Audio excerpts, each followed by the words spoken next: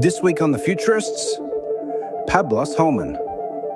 On average, an American gets 9 times as much energy as a typical Earthling. So, what does that mean? Americans are the closest thing we have to unconstrained humans.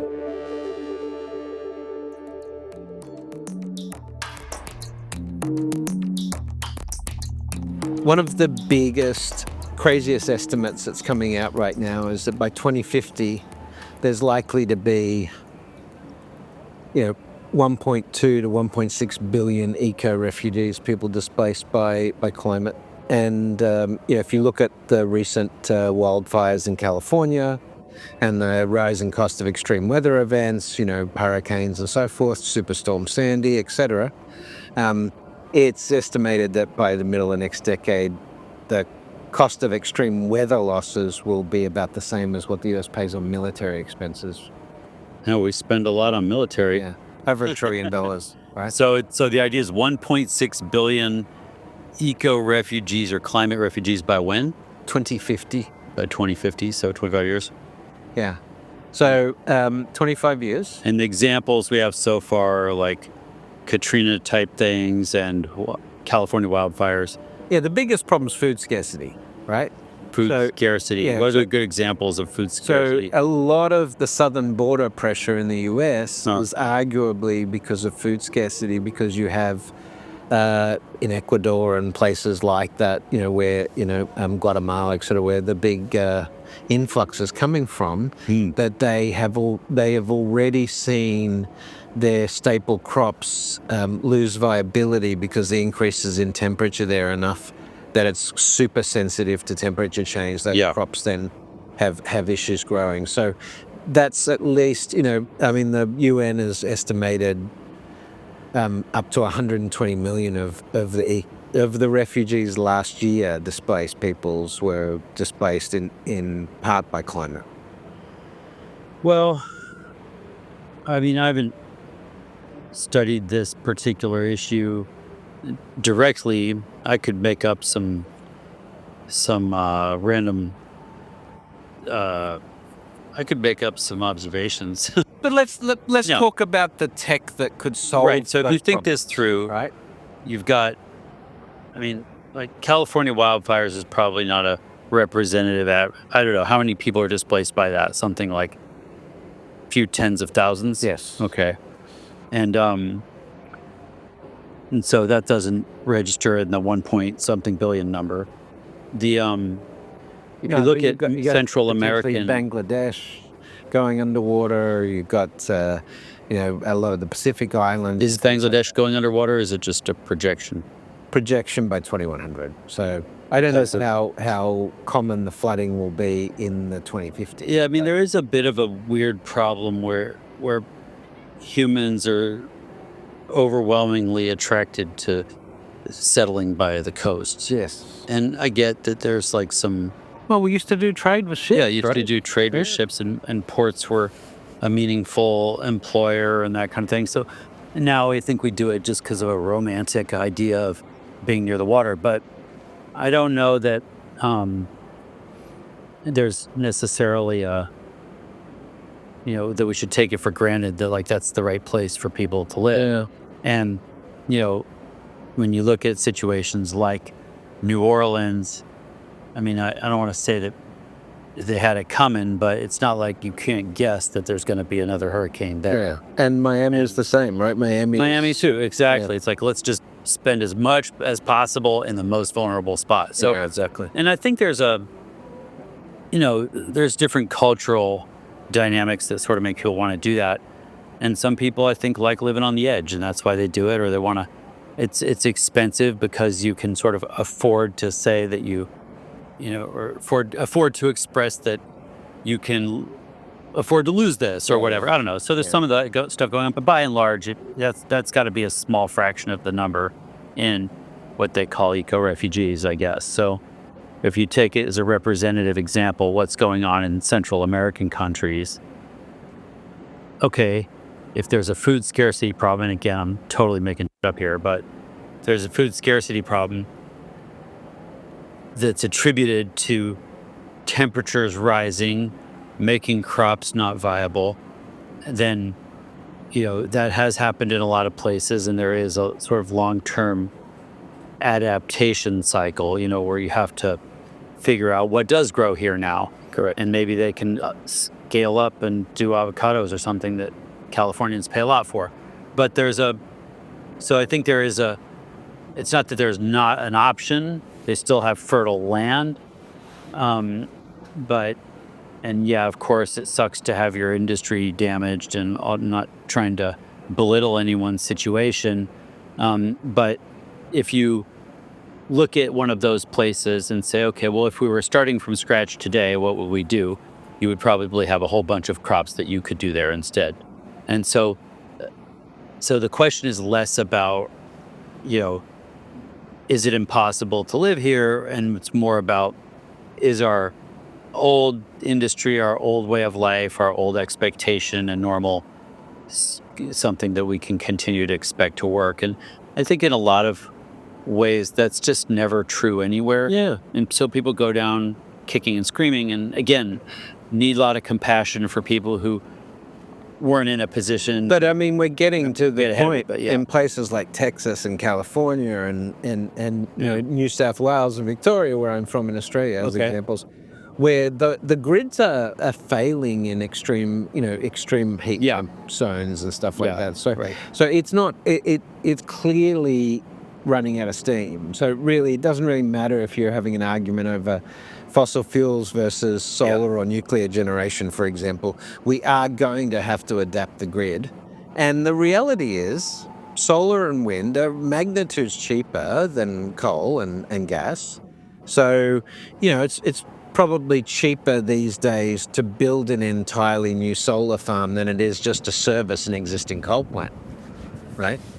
Well, I have a heterodox view of this, I guess, because when I look at the cost of a solar plant or a wind farm, I add in the cost of the coal or nat gas plant you have to build to run when the wind's not blowing.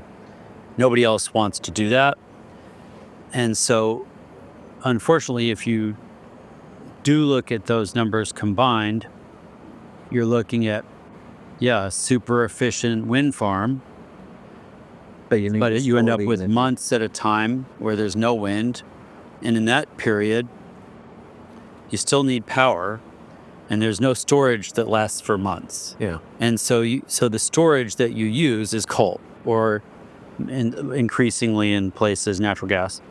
And the problem there is you're building a nat gas plant or a coal plant, but you're building the least economic plant possible, because you're building one that's going to run more intermittently than ever before. You're building one that's going to sit around most of the time, not running, in order to compensate for the... So I'm not very bullish on wind farms at all. And I'm also, as much progress as we've made with solar panels, it's exciting. I mean, I love solar panels, but I think we've sort of over-indexed on them as a solution, and I really don't see that. I don't, So let's talk about what we're working on in terms of next generation energy. The stuff that you're involved in is pretty interesting. Well, I think the reason I should say before we do that, and we can, the reason I don't get excited about scaling up wind and solar is, so there's two things. One, I don't see the miraculous energy storage solution that stores energy from summer to winter. I don't see it coming. It's possible that, other people are more bullish on this than me. Actually, almost everyone is. But so to me, I think it's a red herring. Reactors. I want to solve baseload energy, which means 24/7, 365. And if you do that, and if you think about where is the demand coming from, these days you see everyone freaking out about the demand from data centers and hyperscalers, and that increased demand is computers. Well, those computers don't run when the sun's shining. They run 24/7, because you got to amortize the cost of your GPU over 24 hours a day, not 8.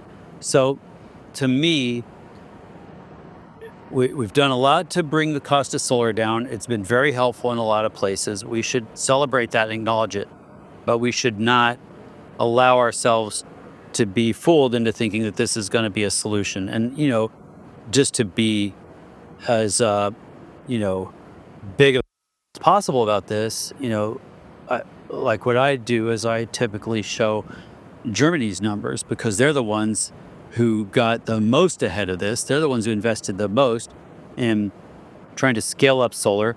They deliberately shut down their nuclear reactors. They chose solar.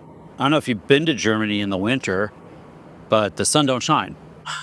And so what's happening is everybody who's excited about solar, brags about Germany's deployment. And if you look at their numbers, it's astounding. It went from 40 to 50 to 60 gigawatts of deployed solar, which is incredible. But they never talk about the capacity factor. So if you go look at how much energy is actually delivered by those deployments, in the best case scenario, noontime in the summer, on a great day, they're getting 20% of that. Again, 20% of what they paid for, 20% of what's in the headlines, 20% of what they brag about. And in the winter, it's down to 2 or 3%. So we're lying to ourselves. This is not going to work. This is not a solution. So I can't accept it until I see that change, and I don't see it changing. So that's where I'm coming from on this. And then the other reason that I'm, way out on one end of a spectrum about renewable energy is that I think the demand curve is also a lie. People show a demand curve of, a few percent a year of growth in energy demand, and that's a lie. Have you ever seen a oil and gas company advertise to get you to buy more gas in your lifetime? That's never happened once. Like Chevron doesn't have ads that are like, with like Drive more. Yeah, with like the Marlboro man saying like, "Hey, buy more gas." Yeah, it doesn't happen. Good for the economy. Exactly. Like gas is good for you. It's just it doesn't even exist because demand is essentially unlimited. Why is it unlimited? I think we've talked about this before, but the simplest example I've ever found. Nathan Myhrvold, who I used to work for, came up with this. He said, "Look, if you add up all of the energy for a single average human on Earth, that's going to be equivalent to one toaster. So Americans get 8 bonus toasters. So that means, on average, an American gets 9 times as much energy as a typical Earthling. So, what does that mean? Americans are the closest thing we have to unconstrained humans, right? Americans get whatever we want. We get to drive cars and motorcycles and fly planes and helicopters and to go base jumping and whatever the hell we want to do. So, not saying we're role models. I'm just saying we're unconstrained on energy, and as close as you get to that. I'm probably not a median American, so who knows? I'm probably in the 20, 30, 40 toaster range. But the point being, the goal that a lot of people have in their mind, I believe, is that we're going to somehow get Americans back down to 1. And I don't believe that is reasonable at all. I believe the real goal is how do you get every human on Earth as much energy as you give an American? Sure. How do you make 9 toasters for every? And how do you do that without wrecking the environment? So that would be about 10x global energy production. Yeah. So 10x is not what anyone else is saying is the target. I believe is the target. So if we just take that for a minute and pick it apart, say, all right, where's that energy? How ridiculous would that be? Well, first thing to know is that in the last century, we 10x global energy production. Right. Now, obviously, we did that by burning more crap. So coal, gas, oil. Probably don't want to 10x that stuff. Right. That's not sustainable. Well, that's the very definition of what we would say is not sustainable. Right. Okay. It might be possible, and we may prove it very soon. And the only side effect is the extinction of the human species, potentially. There you go. So it's a weird thing where, our knee-jerk reaction is to say it's not sustainable. But for fun, let's pick that apart. Why isn't it sustainable? Well, one, you got the mining impact. Like just, there is some not totally, totally ignorable amount of environmental damage from, drilling, transporting, refining, and distributing oil and gas around. So, that's a start. 50% of the world's shipping currently is energy. 51% Is technically is shipping energy resources. 51% of the ship on the ocean are moving gas and oil around. Yeah, that's right. So you have all that, but if those ships were electric, then, or as I often suggest, they should be sailing. Yep. Then it's basically free and clean. So why wouldn't you do that? But the problem with burning all this crap, essentially the only problem is emissions. So if you burn crap, you make a bunch of screwy molecules. It'd be nice if you were just making CO2. It'd be nice if you were just making CO2, but you're not. You're making a big mix of screwy molecules, as I like to call them. So you wouldn't want to be releasing those into the same air that everybody's breathing. Yeah. So if you could contain that, and we have improved on that a lot with things like catalytic converters in cars. And we don't do them universally or globally, but we do have a way of improving on that. And then the second one, of course, is you got your CO2 and methane emissions that would be also considered detrimental to the atmosphere. So if you could contain those things, or extract them from the atmosphere, then actually burning these fuels wouldn't be so bad unless we ran out. Like it is possible that the Earth is actually just made of oil under there, and we just got to keep drilling deeper, and it will last forever. But it is also unlikely. So you might want to make, and this is where if you could make biofuels, as we call them, but that's basically, go grab hydrogen and carbon and stick it together and into something and maybe you extract it from the air, you extract it from other places, and you go make a liquid fuel that you could then use, and the end-to-end cycle would be sustainable. That's possible, right? And so it's the kind of thing where I think it's sort of worth getting all of these things in your head, because in the long run, the reasons that you and I exist partially includes burning fossil fuels. We wouldn't be here without that. And I mean, but you can respect that as something that's got us here doesn't necessarily mean it's going to get us to where we're going. Totally. And maybe the thing to do going forward is let's save those, especially if they're limited, and we don't really know, but it looks like, there's some that we should treat them as precious, things we aren't making yet. So we don't make gas, so let's treat it as precious, use it for the things that we can't do with electricity and that we can't do with other forms. I think that's But I mean, I think we should be having the same attitude towards fishing, commercial fishing, and towards wildlife in general, things like that.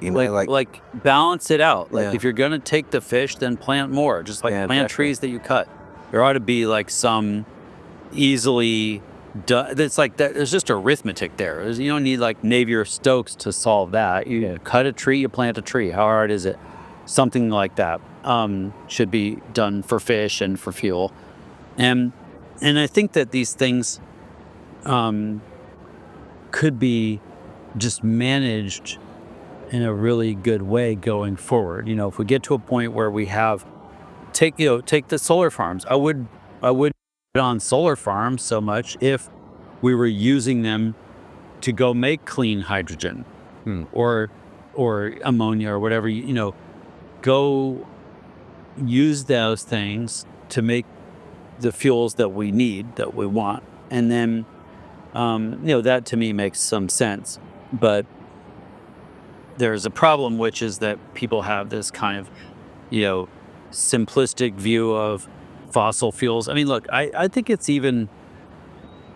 we've even gone overboard vilifying the oil industry. It's like they exist because you demand oil.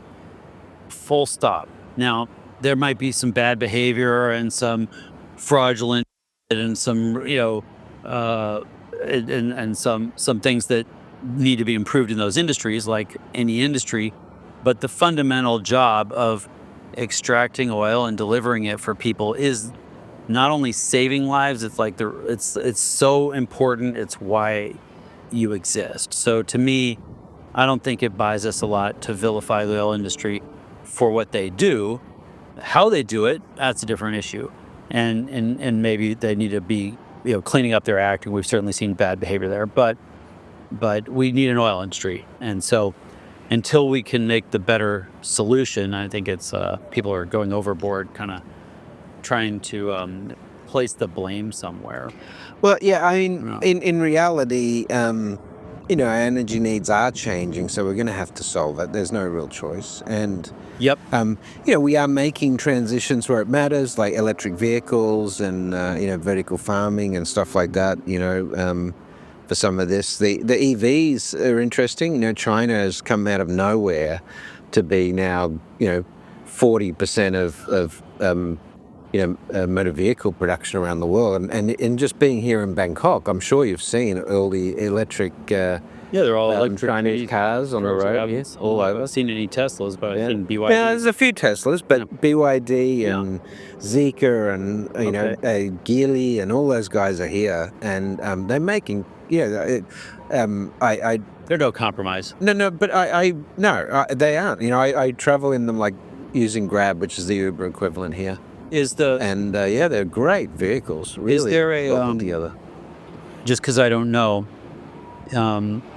we're in, I guess for listeners, we're hanging out on your deck in Bangkok, and if you contrast Bangkok with I don't know, a good example is Shenzhen, which is a much newer city, but it's like almost entirely electric. All the scooters in Shenzhen are electric.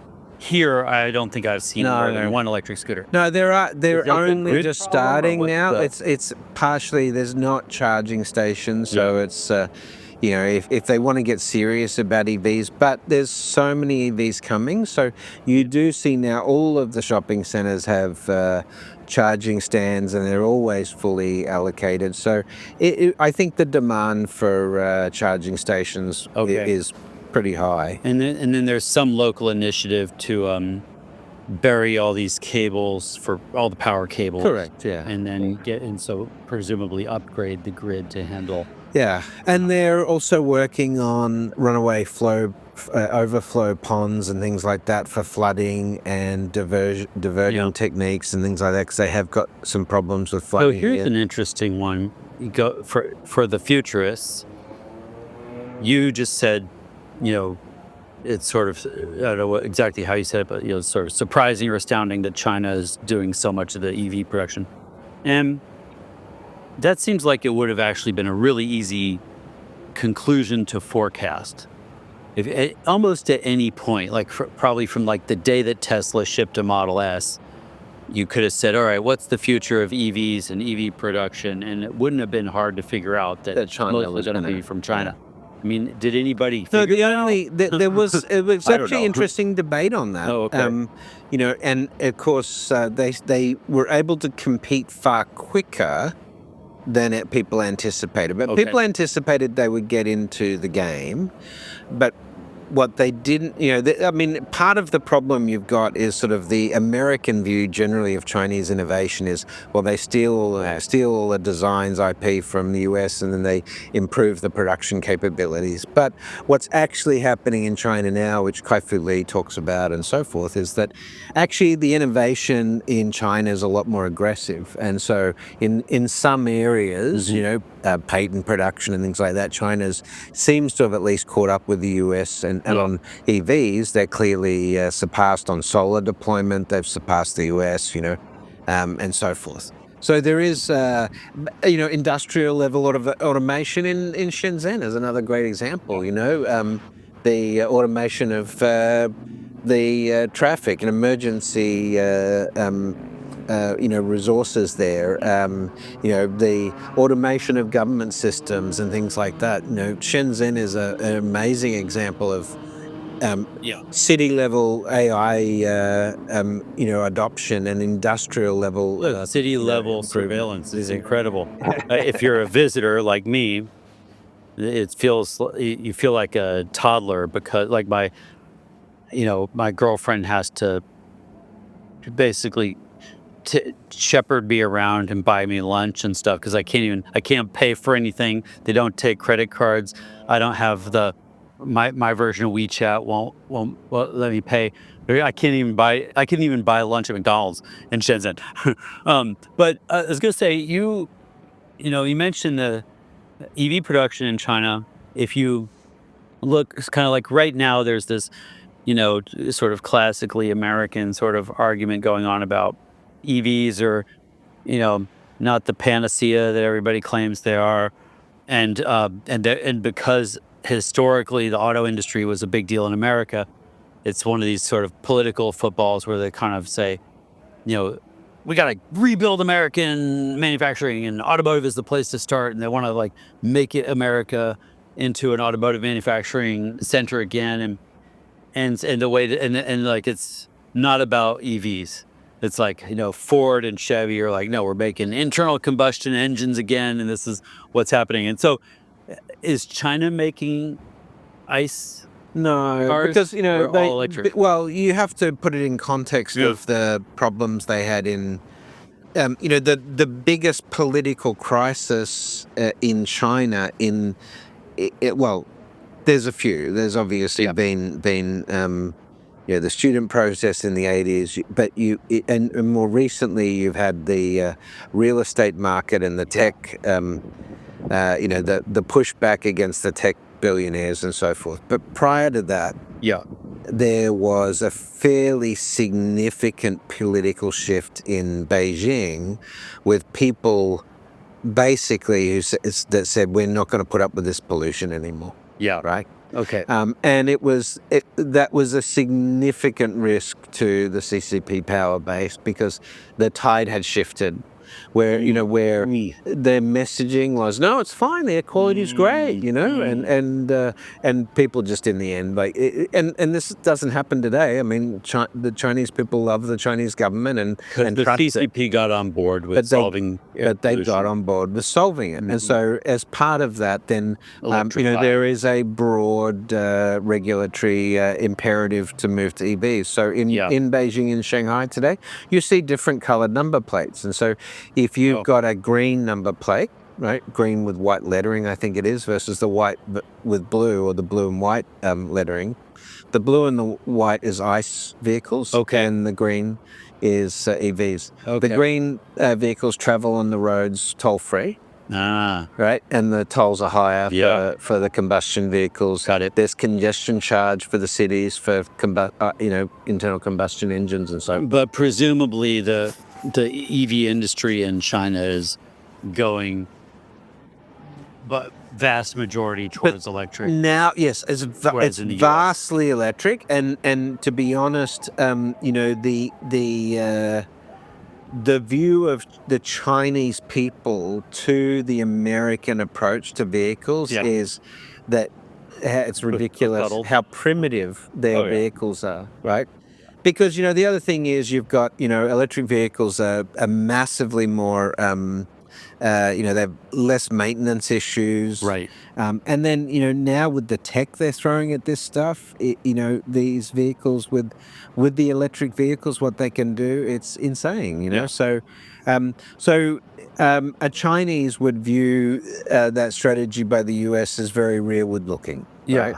And just I do too, for that matter, but I'm excited about getting to buy a big bore V8 again, but but So my dream is to I get know a- it'll be my last one. No, my dream is to resto mod a 1977 911 Porsche. Oh wow, that's what you're into. Into That's an affliction. with Tesla EV and Oh, modern running gear oh, and I everything. see, Right?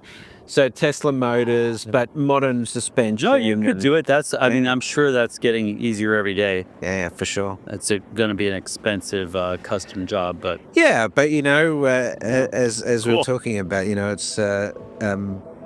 it's maybe achievable. yeah, that'll be fun. Provoke Media is proud to sponsor, produce, and support the Futurist podcast. Provoke.fm is a global podcast network and content creation company with the world's leading fintech podcast and radio show, Breaking Banks. And of course, its spin-off podcast, Breaking Banks Europe, Breaking Banks Asia Pacific. But we also produce the official Finovate podcast, Tech on Reg, and Emerge Everywhere, the podcast of the Financial Health Network.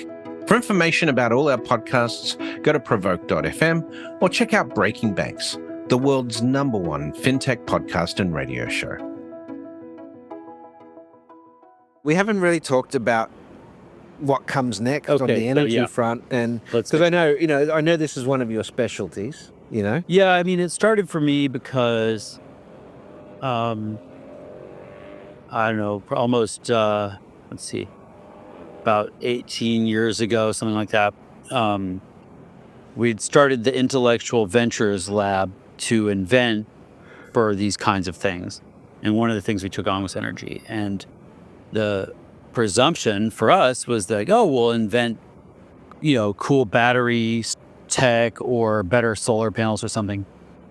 And so, we had a very, fundamental mindset about problems. So we would really try to break them down and just start with basic arithmetic. How big is the problem?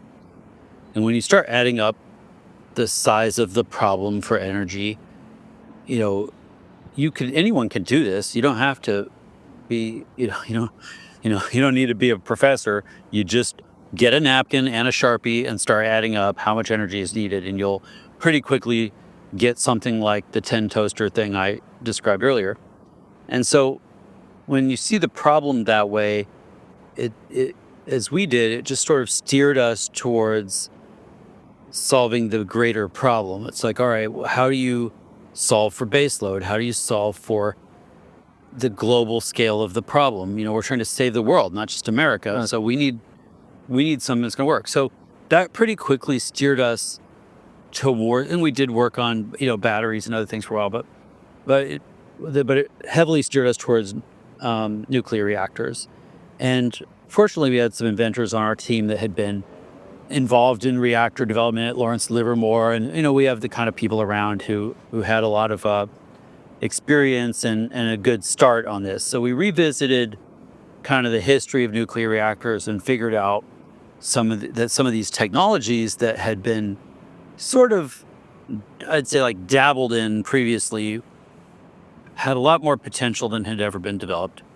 And so we started to try to see if we could make it make sense to develop a better type of nuclear reactor.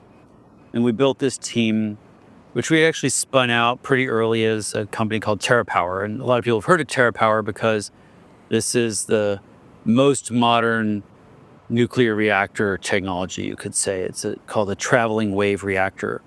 And this is a reactor that is essentially powered by nuclear waste. And the TerraPower reactor,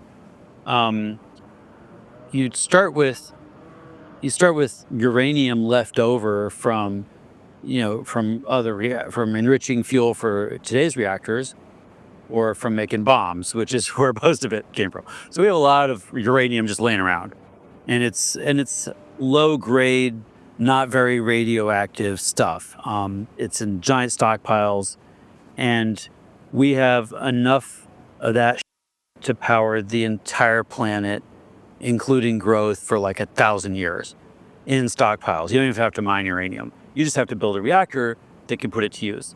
So we were very excited about this. And as you can see, like I said, that was 17, 18 years ago, and we still don't have a TerraPower reactor. that we don't have a traveling wave reactor. And the reason for that is that in our lifetime, when you and I were kids, the world just sort of conflated nuclear reactors with nuclear bombs. We outlawed the wrong one, and we built the other one. And we scared the shit out of ourselves. We got these mushroom clouds in our heads. We got this scary story in our heads, and we got on the wrong fork in history. And we're still not being honest with ourselves about that. And it's really time to change it. And so you've got thorium, well, potentially, and then we could talk about that too. next gen fusion, tokamaks and stuff. Yeah, let's do that. But let me just frame this a little more. So anyway, so the TerraPower reactor suffered from this sort of regulatory black hole that had been created. We outlawed everything about nuclear reactors in the 80s. We stopped making them in the U.S. Unfortunately, most of the world, whether they want to or not, follows the U.S. on nuclear policy. Very little nuclear reactor development. Obviously, the only major exceptions, Russia and China. They're on their own China's track. doing a lot of stuff now. They're amazing, and they're building lots of nuclear reactors, lots of different kinds of nuclear reactors. They're all doing an amazing job with them. They're building them on budget and on time. Yeah. 10th of the They cost. just had an amazing 17-minute run with a fusion reactor. Like, that's insane progress. Well, I think that's a separate track. But the point being, that's how I got started, and I see the potential there. TerraPower has now built a different kind of reactor that they are approved to build in Wyoming, a molten salt reactor. Oh, yeah. It's a very interesting design. So it's a start. And Gates is promoting that as well, right? The same. Yeah. And that's what they evolved into doing. And Bill Gates is chairman of the company. It's not that the company needed resources; they just needed to be able to do it. And so, what's interesting now in the U.S. is two things have happened. One, I think, with these kinds of problems created by a story, when the story in people's minds was broken, and we were living off the wrong story. Sometimes you can't fix that without just waiting it out. You need generations to pass. And so kids our kids probably never heard of Chernobyl. Yeah. That's like some Netflix show for old people. It's not even a thing for them. And they're like, you dad, reactors are cool, build them. They want to save the world. So I think there's a kind of inflection point that you sometimes have to wait a couple of generations for. And we just hit it in the US with nuclear reactors. And I think the two other things that really drive that right now, I could have said this last year. This year, it's different than last year. Last year was the same as the 17 years before it, because I've been beating people over the head about nuclear reactors for 17 years, and I can tell you, no change in sentiment. Last year, it all changed since last year. And why? Well, in our lifetime, Congress was probably largely staffed by Chevron and Shell. Yeah. So you had the biggest industry in the world was oil.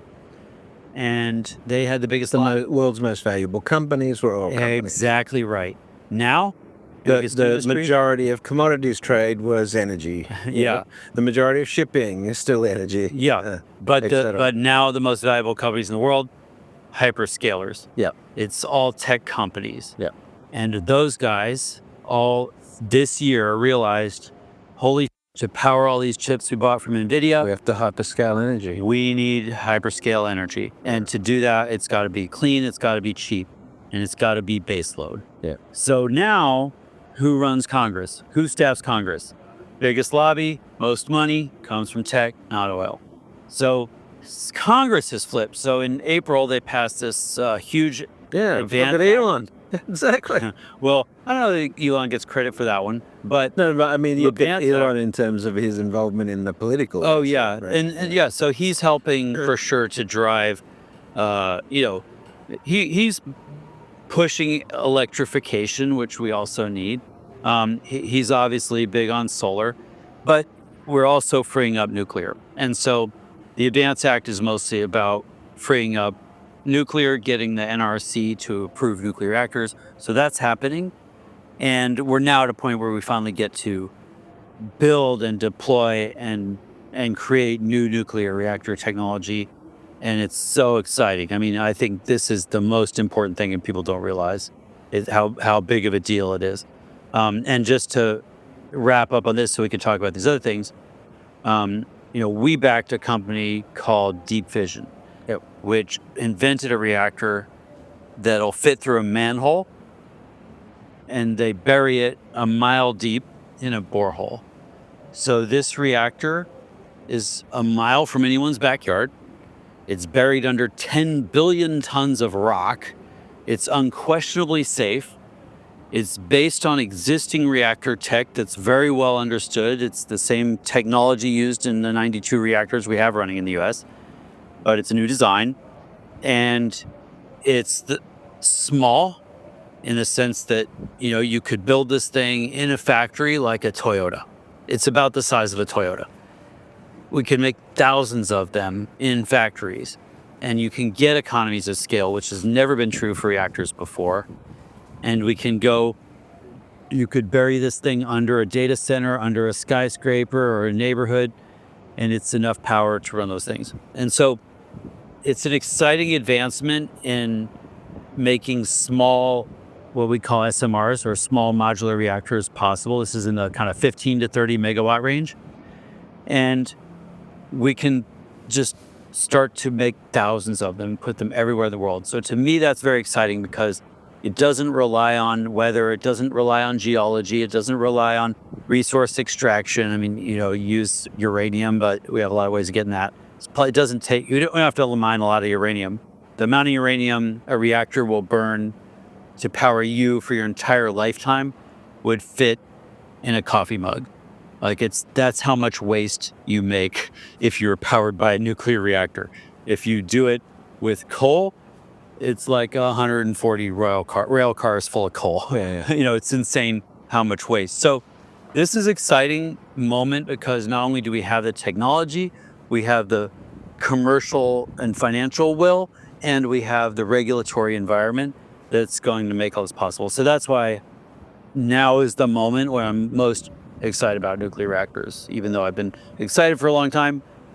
Now we finally get to do it. So that's nuclear, and then we can talk about the other things. Look, I think you're absolutely right that small reactors, next gen reactors, the molten salt thorium reactors, very clear, and the fusion stuff, the tokamak, and those reactors are looking more and more feasible every day. At the same time, I am getting signaling, particularly out of China, that we're going to see incredible advances in battery tech over the next few years. That's not just for applications in things like in transportation. So next generation EVs, even next generation aircraft with better battery density, but also grid level storage, right? So I think, like you, I think that we will 10x energy. I think energy will be very low cost, very clean, and we will transition off of the old fossil fuel things fairly rapidly. Yeah. I think nuclear is part of the solution, right? Yeah. I do tend to think that if we can get better at the storage stuff, and so the same tech with the molten salt, with the thorium reactors, the same tech can be applied to battery tech, molten salt storage. So some grid level storage could be done with that. That could be pretty interesting. And salt is an extremely common, artifact on the planet, or resource, right? So, and cheap, and again, is fairly friendly. Although, if you have a reactor, you can do desalination and get your salt for free from the ocean. Yeah, exactly. Yeah. So I think we're moving. I think by the 2040s, mid 2040s, we're in a period where we're transitioning to essentially free energy, and we won't have a lot of the concerns we have about the energy systems today. We will mostly have been transitioned off of the hydrocarbon stuff. There may be some legacy infrastructure in place, but to go 10x, you're going to have to deploy new tech, and you're not going to double down on coal, despite what's happening in China with coal plants right now. They are ultimately growing. Double down on everything. They're growing alternate sources faster than they are the coal stuff, but yeah. So that's sort of my. So what are grid scale storage technologies that you think are promising? Well, I mean, the carbon nanotube use for batteries and stuff like that. That's going to be pretty wild. But right now, you've got battery farms like in South Australia that Tesla built, which are now outperforming their old systems, but they don't have multi-month outages like you were talking about. That seems feasible. At least they store energy from noon to midnight. Yeah. But there's not longer term. I looked this up just a couple weeks ago. But the molten salt can be up to 3 months. I think the biggest battery deployment. Oh man, can I remember the numbers? The biggest one is in China. It's not enough energy to power a city through the night. Yeah. No, I think the biggest one in the world for grid scale storage can't power a small city through the night. So the Edwards and Sanborn Solar Plus Storage project in California will be the largest battery farm. 3.3 megawatt hours of battery energy. Yeah, 3.3 megawatt hours could get maybe Spokane through the night. Yeah. So I mean, we're still to that. So to me, it just I think we're still on. I think we're still a ways from. Look, the easy way to delineate here is: does this technology need a breakthrough, or does it not? So we don't need any breakthroughs with nuclear reactors. With batteries, we need breakthroughs. And breakthroughs don't happen on a schedule. And so I think people are being disingenuous about this when they talk about these technologies. You should be clear about what we're talking about. We're talking about something that needs a breakthrough. You don't know when that happens. Yeah. And so I don't want to pin our planning on... Now, look, I got it wrong. Right. I pinned my view on nuclear reactors a long time ago, underestimating the regulatory problem. Right? And so obviously that's a big one, but that's not fundamental in nature. That's just human nature which is probably more intractable. I don't know. But, look, I would love to have a grid scale battery breakthrough. I'm excited about that as you could be. However, I'm trying to, I tell you where one area where surprisingly might get us there. Yeah. Right, on the battery tech is building bases on the moon. Because you're going to have to develop really good battery tech there. You're going to have solar, and you're going to have, but you are going to have long periods of the lunar night. Which you're going to have to use nuclear on the moon. You're going to have to use that as well. But definitely solar and batteries and nuclear would be sort of the combined solution, right? I mean, look, this is just you and me working on different time horizons, right? Like I work on a 10-year time horizon. I'm working on 30. Yeah. And to me, it's like I have to work on things that I think can be real. Commercially viable. And commercially viable on something like a 10-year horizon. So I may seem like I'm a futurist, but I'm working on like dragging things from the future back to that 10-year window. Yeah. And doing things on the moon is not that you're describing a scenario that's like demand. Like, yeah, you could say, even if it doesn't even matter what I think about it. If you say it's true, we need it on the moon. That doesn't mean that we're going to get it. We need it here. It doesn't mean we're going to get it. So I don't know that really helps the argument for storage. Fair enough. But anyway, I think it's worth calling out that this is something that needs a breakthrough. And And we should look at it that way. And when we should be working on it in that context, like, let's figure out how do we search under every rock and there are cool things, you got these sand batteries, and the first guys who did it didn't get very far, but I know there's people, the Energy Vault or whatever is doing the gravity thing with cranes lifting heavy objects, and it's like CrossFit for cranes or something, making energy storage out of that. I guess that's going pretty well for them. So I don't know what the real answer is, but right now I don't think we have it. And so I agree that there's, but this is the, I guess the challenge is with all of the ideas that we could try, I think we could solve it. But the problem that holds us back from doing lots of really cool next-gen material science development and things like that is often the commercial viability. Whereas if we just said we have to solve this problem and it doesn't matter about the cost, then we'd have a different rate of improvement in some of these areas, right? Yeah, there really is I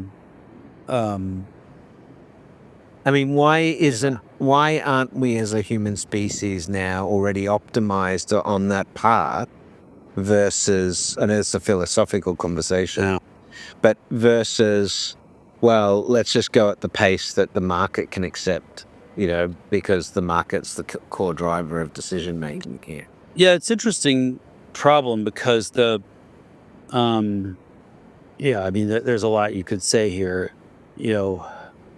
Governments, at least where I come from, have been relatively abysmal in my lifetime at doing large scale projects that could help seed a market. You could look at something like Germany took the other side of this. They're so proud of having subsidized solar for so long to get the cost down, to turn it into something that the whole world could do, right? Yeah. This is, I think, a philosophical conversation. I mean, you spend a lot of time looking at the bleeding edge of technological development and where you can, your sweet spot as a venture capital, as a venture partner and so forth, is that you want to pick that bet that right on that edge of technical feasibility, and we'll be able to get it feasible and then commercialize it, right? But if you didn't have that constraint of, if you just wanted to pick the most bleeding edge stuff that you could get, that you could work out the problem. Sure. It can be a pretty interesting world. Well, I did have that job for 12 years, right? My job was just invent whatever cool we could come up with. Don't worry about commercialization. And we had sort of a 20-year horizon, I guess you could say, because, we would patent those inventions, and you want them to, at some point, be commercialized before the patents expire. Right. So I had a longer time horizon in that sense. I was in kind of the window 10 years before a startup, but you could call it a 20-year horizon instead of 10, but still much more practical than, maybe science fiction or something. And I think that there was still, it was I think that about realistic feasibility. Because it's invention. Right. We were focused on invention, and I think that that's probably the max window that really makes sense for invention in most cases. Anything earlier than that, I would call it research. If you want. Who were you working for when you were doing this? Sounds like DARPA. I was working for Nathan Myhrvold. So we had a lab for invention. Bill Gates supported a lot of our stuff. He would invent with us. We got 6,000 patents on our own invention there. So it was a large scale invention operation. Yeah, very unique. And I was lucky to be able to do that. But I think that what people don't realize is, all these technologies go through a kind of, life cycle. They gotta start out in, imagination. They gotta end up in research that could take decades to centuries, right? Yep. They gotta be, once they make it through research, then there's this stage called invention where it's like, oh, and if you just think of me as an inventor, I'm taking the output of research. Right. What's this new, this new chip, this new sensor, this new algorithm, this new material, and does this change anything humans have ever done? So that's invention. That's where you map the superpowers from research to the problems in the world, and we don't really have a functional model for that in the world. Invention is very haphazard. I'm probably the only person even that has a business card that says inventor. It's just not normal. And so we have done a pretty good job of research, lots of room for improvement. We've done a great job with entrepreneurship. That's what comes after invention. And, room for improvement there, of course. But that stuff in the middle, the messy part of invention, that's just like crazy hair and DeLoreans all the way down. Yeah. So now we've got sort of first principles thinking. Yeah, we've got a framework here. And so I think you want to sort of look at a technology in that context. Is this still in scientific discovery, or is it, in grow and build and grow a market and scale a business, or is it in that invention stage where we still have to figure out how do you adapt the technologies that are coming to solving the problems? And so, I work in that window and increasingly trying to get things out of that window into the entrepreneurship stage. But before, I was more focused on the get things out of R&D into the invention stage, or research into invention stage. So, people are at different parts of that and thrive at different parts of that, but most of the time you can't subvert that. And so a lot of times you're looking at a technology, it still needs research. I get this every day. I get founders who, because a lot of these folks come to me hoping that I can help them, and I hope I can help them. But a lot of them, there's still a research project. They're trying to fund a research project. We can't really do that with venture capital. They're unfortunately misguided about what venture can do. I wish we could. We can't. So there has to be research, and where the money comes from that varies from. We are getting more of these philanthropic funds and things like that, but and some funding is going to that, but it's very, very small compared with sort of the larger VC market. Even the crypto market, gets more than that. So yeah. What do you think is the, if you had to describe where you think the breakdowns are, well, I think one of the obvious areas that AI is going to help us look at is resource allocation and resource efficiency, right? That's an obvious area to the pattern recognition capabilities of these systems and the sophistication of the systems would lead to conclusion that we can throw them at that problem in terms of energy grid design, in terms of improvements in sanitation, in terms of climate resilience and climate mitigation, that these are problems AI will most likely be pretty good at modeling and helping us with. And also helping us with the tech, building the tech to mitigate and do those, upgrade the system. Yeah. So I think that's sort of the path. Where it gets tricky is that, if you are looking at next generation healthcare as an example, which would be based on data and would be about preventing problems and also creating potential longevity and health span improvements, things like that, that you have to essentially break the current system to get there, because the mechanisms for achieving healthcare are now dramatically different. They're technology-based rather than, necessarily pharmaceutical-based. Or how do you think that could happen?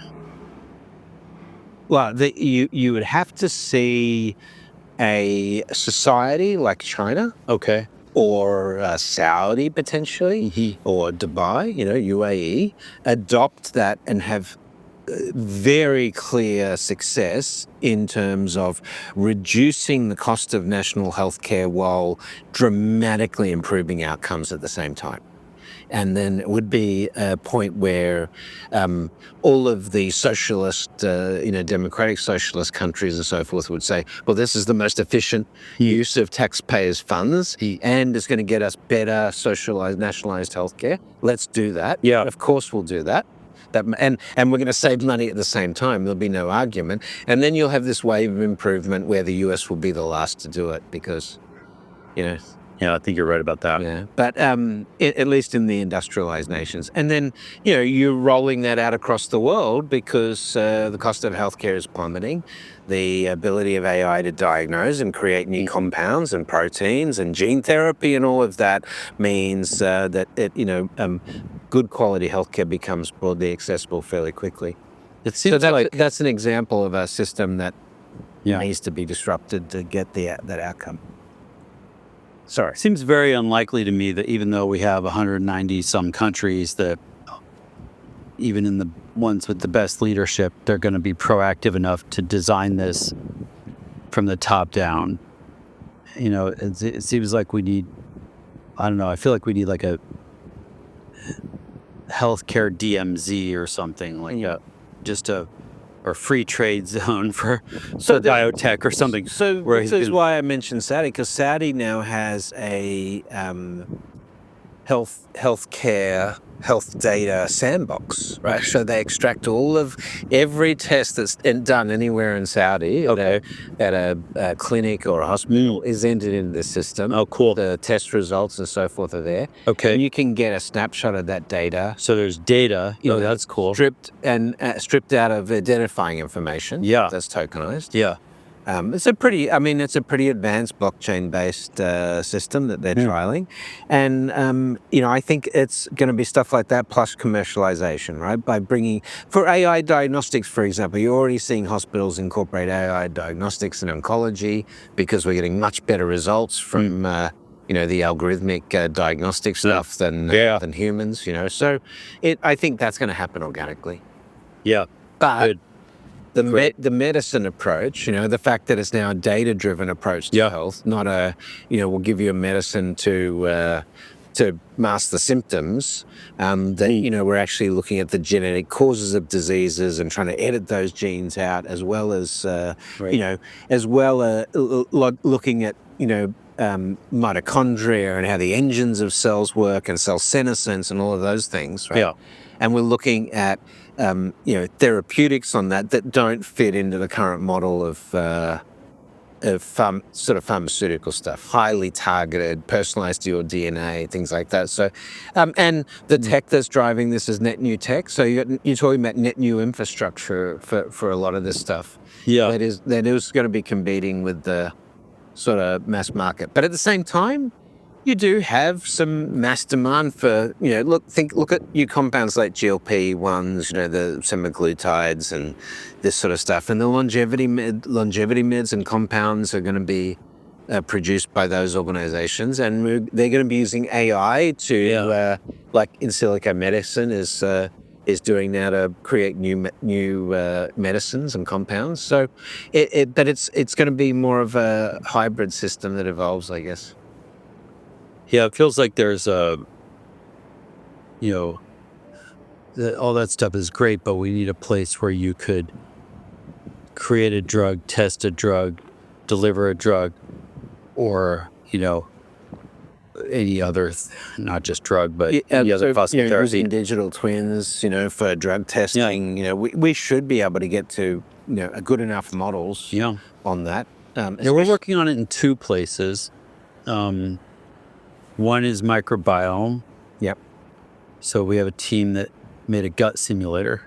Oh, yeah. So they can grow your microbiome in a machine, and then they can test drugs on it, diets on it, before we ever do it to you. That's personalized medicine, right? Yeah, and obviously, that doesn't, scale super well, but as they do that, they get more and more data. They learn more and more about all these microbes that are in your gut and which ones do what and all that. And that all goes into giant machine learning models. So eventually we can digital twin it. We can make combining that with CES, they launched the first smart toilet that can process your output. Okay. Yeah. And analyze, your stuff to see and your health. So that could be a way to scale some of that stuff. Yeah, for sure. You want to get there. And I think there's a lot of work to do.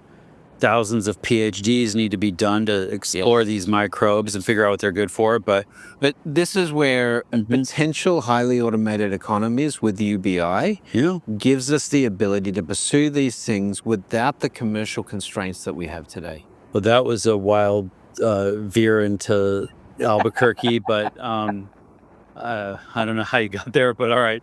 Sounds good. Let's do it. We should try that somewhere. Puerto Rico, maybe. They basically have UBI already. Let's send them smart toilets and see if it saves the world. Yeah, cool.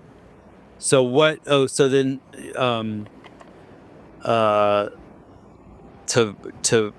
got into way out into healthcare, but the other thing on energy, that was really talking about resource, improvements in resource allocation, the way the system runs to be more resource efficient, because that becomes it becomes a core driver because of climate, but it also becomes a core driver because it's possible with AI, and so why wouldn't you make it more efficient? Yeah, my way of thinking about that is, if you think about what are these, what we call AIs, I think of them as computational models, probably just because I'm old.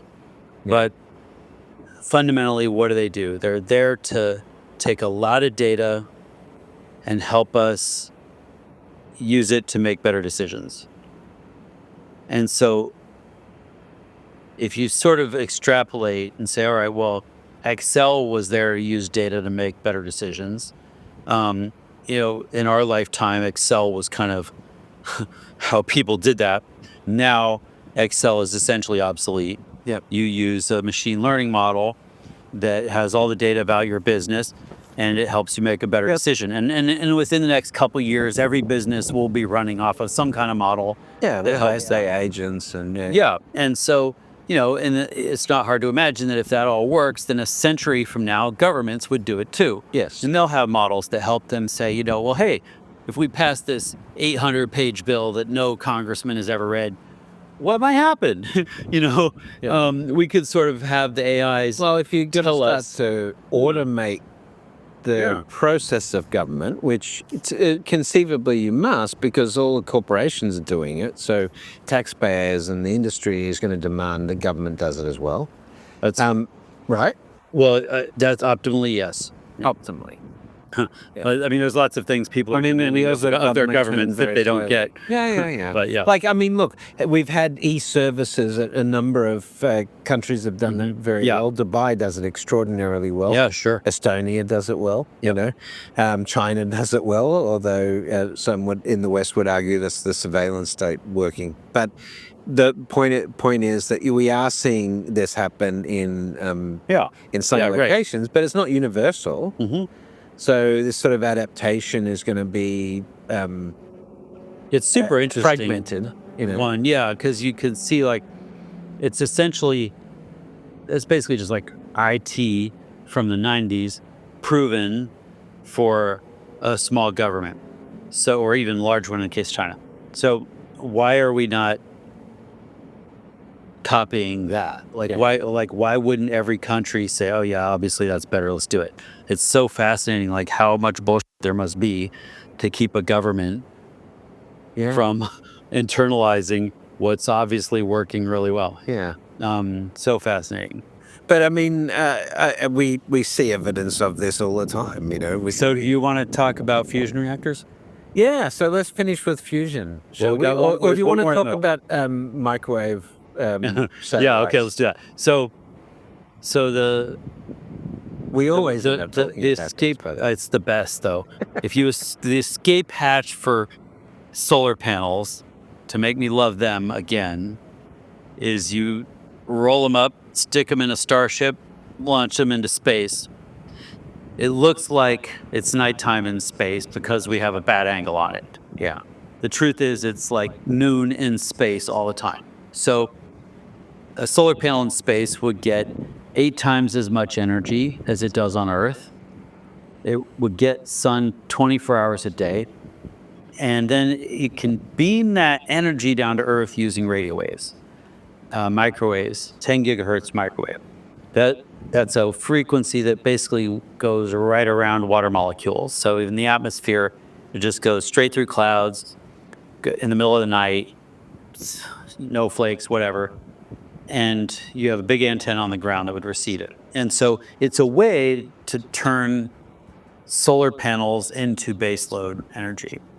And it sounds crazy, sounds like science fiction, essentially was science fiction for our whole lifetime, but it's technically feasible. it's not only technically feasible, it's actually easier than nuclear reactors. We have all the tech to do it. Yeah.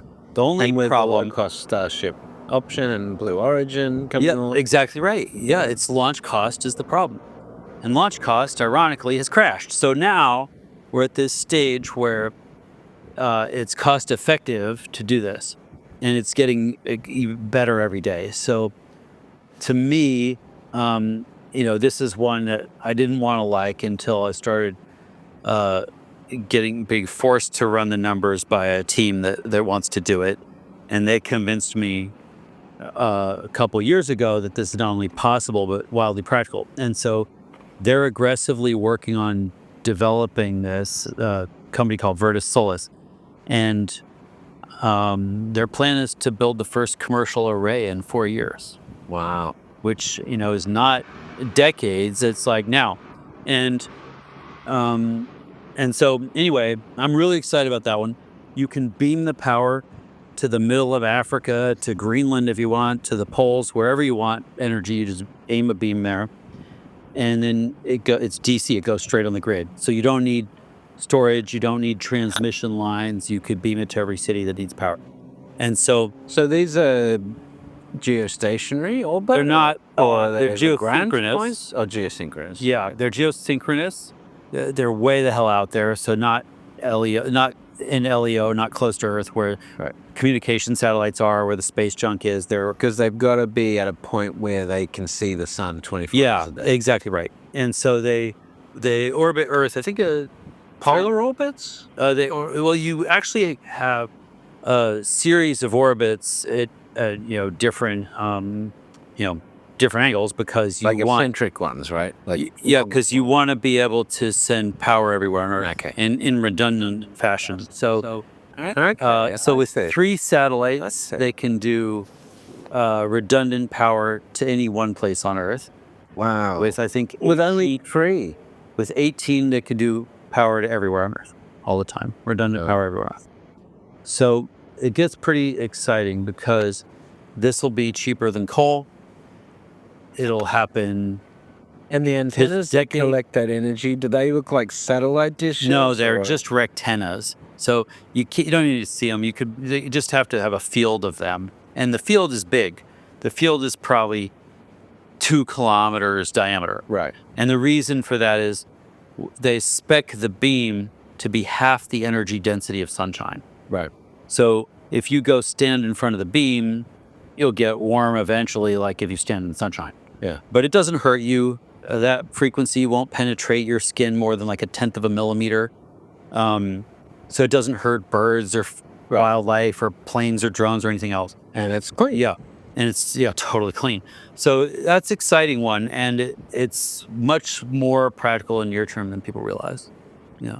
Well, that's the perfect way to end this, Pablos, because we always want to sort of get a bit futuristic, but it also teaches us that there have been moments in human history where, we've sort of seen this thing on science fiction and dreamed it wouldn't be possible for hundreds of years. And then suddenly, out of nowhere, we have this technical innovation that allows us to be suddenly achievable, Yeah, I think that experience is kind of true every time. Yeah. And we internalize them pretty quickly. It's sort of strange. As for all the resistance people have to new things, as soon as it's real and they try it and use it, it becomes normal to them almost overnight. And so, we have to make these things happen the first time. But one thing to think about, I think, is like all these technologies. There's almost no technology that humans invented and developed and made cost effective and proved that it worked and then decide not to use it. Yeah. The technology. Right track. except for 8-track was amazing. No, which the technology always wins in the long run. Right. And so there's this kind of, growing pains, like whoever invented the wheel was probably assassinated. And then, we kill off everybody with a wheel for a couple of centuries until the kids were like, you dad, wheels are cool. And the next thing you know, we're in a world where just obviously we use the wheel and we don't think about it. And every G kind of has to go through that. Unfortunately, sometimes it takes longer than others, but we get there eventually. And it's exciting to see that in our lifetime, so many of these things are going to start to cross that chasm. And AI will speed that up. AI speeds everything up. Yeah. It's been exciting.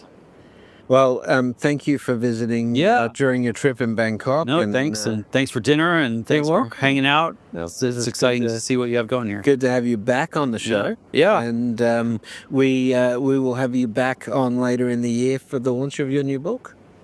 The book. What's the working title? The book is called Deep Future. That's the actual title. Deep Future is also the name of my venture fund and podcast. So sounds like a heavy metal band as well. And an upcoming heavy metal band. Yeah.